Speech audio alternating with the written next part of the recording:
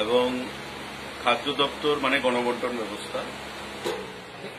এই গণবন্টন ব্যবস্থার মাধ্যমে আমরা সারা রাজ্যে প্রতিটি মানুষের বাড়িতে পৌঁছতে চাই এবং আমাদের প্রধানমন্ত্রী, আমাদের মুখ্যমন্ত্রী, আমাদের সরকারের যে উদ্দেশ্য যে সবাইকে এই উৎসবের মরশুমে, শারদীয় উৎসব উপলক্ষে সকলের মুখে হাসি ফোটানো, তারই একটা ক্ষুদ্র প্রয়াস আমরা গ্রহণ করেছি।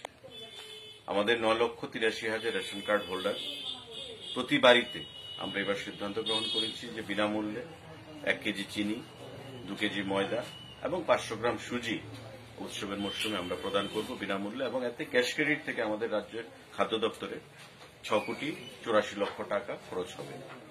তো আজকে আপনারা দেখতে পাচ্ছেন এই রেশন শপে মানুষের মধ্যে একটা উৎসাহ, উন্মাদনা রয়েছে।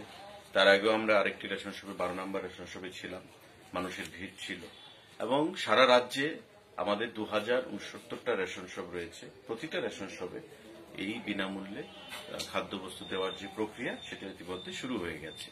তো আপনাদের মাধ্যমে আমি রাজ্যের প্রতিটি অংশের জনগণের কাছে আহ্বান জানাবো যে আপনারা বিনামূল্যে এই অক্টোবর মাসের সারা মাস আপনারা আপনাদের যার যার রেশন শপ থেকে এই জিনিসগুলো গ্রহণ করবেন। কোথাও কোনো পয়সা দিতে হবে